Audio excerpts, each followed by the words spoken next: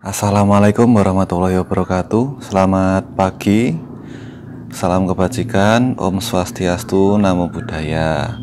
Nah, kali ini singkat aja teman-teman. Jadi Pak Tejos kali ini akan membahas soal etika komunikasi daring ya. Jadi etika komunikasi daring. Karena beberapa waktu yang lalu banyak yang request juga, terutama dari teman-teman yang dosen gitu. Jadi banyak yang mempermasalahkan soal hal ini, karena apalagi kan kita ingin menyambut dunia digital yang baru itu ya, dimana semuanya tuh akan berkomunikasi lewat media digital gitu kan ya. Nah, jadi komunikasi daring itu sebenarnya ada dua. Yang pertama adalah komunikasi sinkron, yang kedua itu asinkron. Kalau komunikasi sinkron itu komunikasi yang responnya penerima tuh langsung gitu loh, kayak live text chat gitu kan ya. Terus ada juga video call gitu, atau video chat, atau kelas online, pokoknya sih bertatap muka langsung, dan itu dalam waktu yang bersamaan komunikasinya, itu namanya komunikasi sinkron. Nah, komunikasi sinkron ini kemarin juga ada beberapa masalah. Misalnya ada salah satu platform yang memperbolehkan atau memberikan fitur untuk mengganti background. Lah itu backgroundnya digonta-ganti. Ya silakan kalau misalnya itu di awal aja itu nggak apa-apa ya, tapi kalau selama perkuliahan itu gonta-ganti itu akan membuat rasa tidak nyaman bagi teman-teman yang lain atau bagi narasumbernya. Lalu juga kalau misalnya pertemuan atau seminar online gitu ya, usahakan kalau bisa itu videonya mukamu itu ditampilin, maksudnya yo live videonya itu ditampilin itu loh gitu, nggak kayak cuma foto profil atau nggak ada fotonya sama sekali gitu, karena kan akhirnya itu kayak apa ya, semacam rasa menghargai gitu kan ya teman-teman ya itu. Terus jangan lupa menyapa, selamat pagi Pak, gitulah ya. Terus itu juga apa, nama kan ada tuh biasanya di pojok sini ya, di pojok situ tuh ada namanya. Ya namanya ya namamu, ojo kayak nama alay, itu jangan kayak gitu. Terus ketika kalian diberikan kesempatan bicara, atur tempo bicaranya, jangan terlalu cepat. Karena apa? Karena biasanya terkendala dalam koneksi, ada yang berebut-berebut gitu toh, akhirnya suaramu tidak terdengar jelas. Nah itu juga akan menjadi beberapa masalah gitu untuk komunikasi sinkron. Lalu yang kedua itu adalah komunikasi asinkron. Nah ini sebenarnya yang lebih banyak permasalahan, tapi kita kadang tidak menyadari. Jadi komunikasi asinkron itu kan komunikasi tidak langsung. Ada jeda antara si pemberi pesan dan penerima pesan untuk melakukan interaksi. Maksudnya kayak misalnya aku ngirim WA ke dirimu, tapi kamu bukanya jam 10 jam kemudian dari waktu aku ngirim gitu kan, mungkin juga kan kalau WA kan bisa kayak gitu. Email juga seperti itu. Sebenarnya komunikasi asinkron ini juga termasuk pada medsos juga teman-teman, tapi dalam bahasan kali ini aku ingin fokus sama email, WA atau Telegram atau Line, ya nggak sih? Ya pokoknya Line aku nggak pakai soalnya, jadi Telegram, WA sama email gitu aja. Nah, jadi untuk email itu ya, email kan biasanya kalau misalnya ngirim tugas atau ngirim dokumen atau ngirim apa itu kan lewat email itu kan ya, formalnya ya. Lebih enak lewat email teman-teman daripada lewat WA. Karena apa? Kalau misalnya lewat email, kalau misalnya aku pingin mencari pesanmu yang terdahulu 2 tahun yang lalu, aku tinggal ketik namamu, udah kelihatan semua nih. Kamu pernah ngirim ke diriku itu kapan aja dan apa aja gitu kan. Nah kalau WA kan juga bisa Pak, oke bisa, tapi WA misalnya ya teman-teman ya, aku ngirim ke dirimu bulan September, nah terus bulan Oktober HP-mu itu memorinya full itu, terus kamu hapus, lah terus kan history chatnya juga hilang, atau dokumen itu tuh nggak pernah kamu buka, sedangkan aku sendiri si pengirim dokumen tuh udah menghapus dokumen yang pernah tak kirimkan ke kamu itu. Terus kamu 2 bulan kemudian baru sadar dong, ternyata aku ngirim WA dokumen ke kamu gitu kan ya. Terus kamu buka, terus nanti ada tulisan please kontak Tejo untuk mengirimkan ulang misalnya kayak itu. Itu kan tanda kalau kita kita kontak kan ya, Pak saya minta dokumen ini lagi. Nah akhirnya kan si pemberi pesan itu kan rodok mikir tuh, iki apa dulu nggak dibuka ya gitu. Jadi lebih enak lewat email gitu teman-teman sebenarnya. Nah, jadi email yang pertama kali aku ingin sampaikan itu soal nama email. Kebanyakan itu kan kita itu meremeh-temehkan, padahal ini sangat penting teman-teman, dan ini sering dibahas sama para konten kreator di bidang ya intinya tips untuk wawancara kerja atau tips melamar kerja lewat email gitulah ya. Karena apa, kalau misalnya email kita itu alay, misalnya nama aku Tejo, terus tak kasih email Tejo desainer keren dan progresif @gmail.com misalnya kayak gitu ya, itu akhirnya si penerima pesannya iki opo sih, atau gini, kamu sengaja memberikan kekerasan simbolis atau sugesti ke HRD-nya. Jadi emailmu tuh kamu namain gini, optimis keterima 100%, insya Allah amin al-fatihah, @gmail.com. Itu ya akhirnya si penerima iki ngopo tuh, coret aja pakai namamu sendiri, m.bayutejo@gmail.com misalnya gitu, atau tejosampurno@gmail.com atau apa gitulah ya. Jadi yang wajar-wajar aja, kayak kamu namain di ijazah atau hal-hal yang resmi. Karena apa, email tuh ya pesan resmi itu loh ya gitu. Lalu selanjutnya bisa dengan nama atau identitas, pokoknya yang berbau identitas lah ya. Misalnya kamu atas nama kelompok, ya kelompok, misalnya di Surabaya tuh ada kelompok yang luar biasa, kelompok seni mahasiswa luar biasa itu Kecuak Timur, atau sektor kotor ya sektor kotor @gmail.com itu. Pokoknya gunakan nama yo sing kamu gunakan yang emang resmi gitu loh ya, yang emang officialmu gitu. Bisa juga nama kelas PSR 17A atau PSR 17B atau PSR 17C dan sebagainya. Itu monggo, nggak apa-apa kalau misalnya tugasnya itu dikumpulkan secara kolektif atau dokumennya itu atas perkumpulan kolektif yang ingin disampaikan. Itu misalnya gitu ya. Intinya penamaan itu harus sesuai, nama emailnya itu. Alamat emailnya. Nah, alamat email itu harus sesuai. Jangan alay lah. Nggak usah ada kombinasi angka sama huruf, iku alay banget bro and sis ya. Nah terus selanjutnya juga jangan lupa subjek email. Nah ini yang sangat sering sangat sering dilakukan. Nah ya sangat sering dilakukan sama teman-teman itu, kadang lupa subjek email. Jadi wes waton attach gitu ya, waton dikirim lah, itu yo secara etika itu kurang sopan itu teman-teman. Jadi tolong berlatih untuk membuat pesan yang benar-benar sistematis. Jadi ya ono subjek emailnya, terus ada yang namanya body email lah, ini juga sering dilupakan. Misalnya, Pak saya udah ngirim tugas WA, itu tak cek lah, ora ono subjek email, nggak ada body email itu. Ya paling enggak ya, kalau misalnya diriku pribadi, ketika aku ngirim makalah, ngirim artikel atau ngirim apa, aku selalu memberikan pengantar. Selamat pagi YTH siapa, perkenalkan saya siapa gitu, bersama dengan surat elektronik ini atau bersama dengan email ini, saya bermaksud untuk ini. Sekaligus saya melampirkan file, nama filenya apa, itu formatnya apa, ono kui untuk ini. Jadi ya koyok dini kamu tuh komunikasi, kamu ngasih dokumen langsung ke dosenmu, tapi itu berupa teks gitu loh ya. Emang kamu nek misalnya ngasih skripsi ke dosenmu langsung, ya kan enggak kayak gitu loh. Mesti selamat pagi Pak, ini Pak saya Tejo mau memberikan draft skripsi saya, mohon diterima. Oh iya Mas, saya terima. Oh nggih, terima kasih Pak, gitu kan enak gitu ya. Ya kayak itu, tapi versinya teks di body email. Lah juga di penerimaan, di file, nama file. Ada dulu tugas itu yang ngirimkan ke diriku itu, nama filenya tuh fik bismillah fik. Wah. Proposal skripsi fik. Wah, ngono kuwi.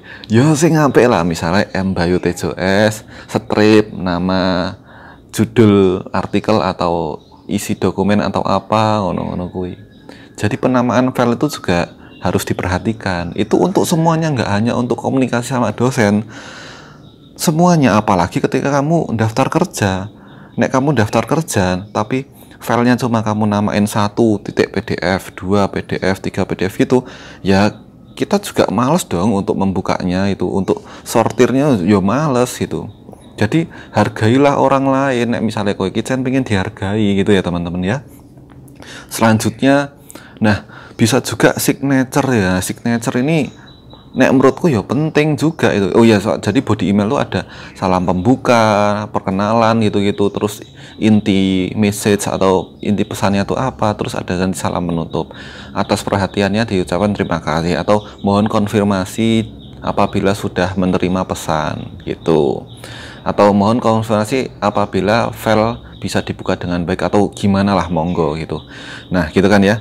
Terus signature ini banyak yang melupakannya gitu ya teman-teman, itu banyak yang melupakannya, padahal ini penting menurutku. Jadi di signature itu, di settingannya emailmu itu bisa disetting signaturenya itu tulisannya apa. Kalau aku biasanya nama, terus departemen gitu ya, terus nomor HP sama email gitu. Jadi itu nanti otomatis ada ketika kita ngirimkan email gitu. Lanjutnya lagi, nah terus kalau mau kasih tautan, misalnya kan filenya kalian tuh lebih dari 25 mega, terus harus ada tautan ke Google Drive, pastikan itu bisa kebuka tanpa menggunakan izin atau apa gitulah ya gitu. Jadi kamu harus ngetes dulu bahwa link itu bekerja dengan baik gitu. Dan kalau itu ngeklik terus mengarahkan ke tautan tertentu, pastikan tautannya itu emang tautan yang kamu pingin itu loh. Itu emang tautan yang kamu maksudkan gitu ya. Jadi jangan membuang-buang waktu. Nek misalnya akhirnya aku harus tanya kamu, ini linknya nggak bisa dibuka lah, itu kan ya repot menurut ya. Kowe yo gupo, ini harus nyeting lagi nih. Nah, mending pastikan aja, jangan buang-buang waktu lah, efektif, efisien itu lah, mantap gitu ya. Nah terus bahasanya yang baik juga, bahasa yang baik, terus fontnya yang konsisten. Yo nek kowe kopas dari Word, yo kamu setting ulang lagi di bagian body email, jadi biar nggak besar kecil kayak gitu teman-teman. Nah terus kalau itu soal kalau kita mengirimkan email, gimana kalau kita menerima email? Kalau kita menerima email, tolong konfirmasi itu, jangan mbok diemin aja. Kamu aja didiemin ya nggak enak gitu ya. Jadi misalnya itu ibaratkan aja kalau kamu tuh komunikasi secara langsung, kamu ngasih dokumen skripsi ke dosenmu, terus dosenmu diem aja gitu kan. Lah makanya kamu konfirmasi, dokumennya sudah saya terima dengan baik, file bisa dibuka, terima kasih, tunggu info selanjutnya atau gimana, kayak itu kan enak kan ya gitu. Itu soal email ya teman-teman ya. Lalu soal WA, di WA aku ingin membahas yang pertama, WA group. WA group itu banyak banget disalahartikan sebagai ajang untuk banyak-banyakan memberikan informasi. Nah kadang informasinya itu nggak penting, tolong itu disortir dulu. Ojo kayak waton ngenai info sharing ku abeh di share, wah aku adalah forwarder itu, yo ojo seperti itu teman-teman ya. Dalam, oh iya nggih, masuk lagi sih anakku. Nah terus juga paham karakteristik grup. Jadi nek misalnya grupnya isinya dosen-dosen, yo ojo tok share info tentang game online bro. Yo channel aku yo seneng game ning pribadi aja gitu loh ya, karena teman-teman yang lain kadang nggak suka ngegame gitu, jadi harus paham konteksnya. Nah gitu, terus kamu tuh berada di lingkungan mana itu ya kudu paham, lingkungan grup apa itulah ya gitu. Terus tujuan grupnya itu dibuat kayak gimana, kamu juga harus tahu gitu.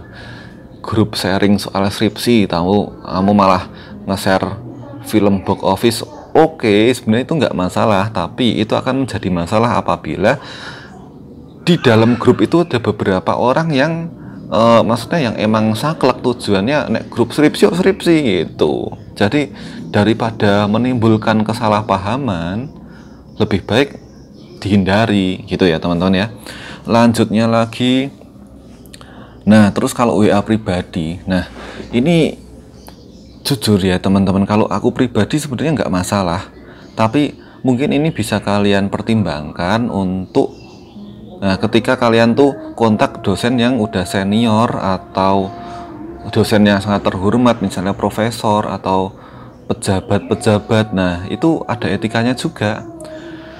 Atau dosen yang lebih, atau bukan dosen, orang yang lebih tua gitulah ya, yang terkait dengan pekerjaan atau apapun. Yang pertama itu hindari di hari libur atau dihindari WA itu di jam off kerja itu. Jadi nek iso WA itu jam 7 sampai jam 16. Kalaupun WA di luar jam itu udah ada kesepakatan, misalnya mohon izin untuk mengingatkan kembali H-1 sebelum acara atau gimana gitu, nggak apa-apa. Atau mohon izin ya Pak, besok pagi saya ingatkan kembali agar tidak lupa atau apa, nggak apa-apa gitu ya teman-teman ya. Nah karena gini teman-teman, ada beberapa orang itu yang nek misalnya kamu WA tentang kerjaan itu ya hari kerja dan jam kerja. Kalau misalnya jam non kerja yo aku sedikit tidak nyaman. Yo bener, semua orang tuh punya waktu istirahat, semua orang tuh punya waktu untuk bersama keluarganya gitu kan ya. Tolong teman-teman juga pahami itu gitu. Selanjutnya juga bahasanya yang sopan. Daripada memilih bapak di mana ya, lebih baik bapak di mana ya, saya sudah di perpus, lebih baik mohon maaf Pak, sekedar mengingatkan bahasanya gini, nggak apa-apa rodo bertele-tele, yang penting dianggap sopan gitu ya teman-teman, yang penting bahasanya itu sopan. Nek aku pribadi itu tidak masalah, tapi mungkin kalau aku udah tua besok agak mempermasalahkan itu ya mungkin juga itu ya, tapi semoga aja enggak, karena itu biasa sih, itu chattingan itu maksudnya teks biasa. Tapi untuk beberapa lebih baik teman-teman mahasiswa itu mulai menyadari atau mempelajari soal etika berkomunikasi secara daring gitu ya teman-teman ya. Lalu ucapkan terima kasih juga, ucapkan terima kasih setelah dijawab responnya. Aku pengen bahas yang iki sing soal jam chat ini. Ada yang ngechat itu jam 1 malam terus cewek dan itu nggak dibales sama dosen cowok, ya itu sangat oke, karena emang etikanya seperti itu. Mosok chattingan karo mahasiswi ini bengi-bengi kan ya. Jadi intinya jangan membuat hal-hal yang nanti bisa menjadi sesuatu yang besar itu ya teman-teman ya, karena itu etika juga itu loh. Karena dunia itu kan kejam gitu ya, nanti banyak fitnah berkeliaran gitu, walaupun memang tidak ada apa-apanya, tapi lebih baik dihindari. Karena kalau misalnya seseorang udah nggak suka sama kita, itu hal kecil apapun tuh bisa menjadi masalah yang besar itu kan ya. Kita menghindari hal seperti itu. Lalu juga perkenalan. Nah, perkenalan ini penting, karena nek misalnya kamu itu tiba-tiba WA dengan nomor asing, ini dikiranya kayak nawarin asuransi atau kayak selamat Anda mendapatkan hadiah ya kayak gitu. Iki sopo itu, apalagi foto profilnya di hidden itu ya. Jadi iki sopo, foto profilnya wis gak sesuai, terus nggak perkenalan dulu, iki sopo itu ya. Jadi tolong perkenalan dulu itu teman-teman. Selanjutnya lagi itu nek misalnya ngirim gambar itu ya disertai caption itu. Jadi itu gambar tentang apa, nggak ada captionnya itu kan kita juga bingung untuk ngerespon itu ya. Itu bukan hanya untuk dosen tapi untuk semua kalian tuh komunikasi, etika komunikasi ya seperti itu gitu teman-teman. Singkat aja, kalau misalnya ada komentar tolong silakan tulis di komentar. Terima kasih sudah memahami kekurangan yang ada di dalam vlog ini gitu ya. Sehat selalu untuk kalian, sukses selalu, bahagia selalu. Selamat pagi.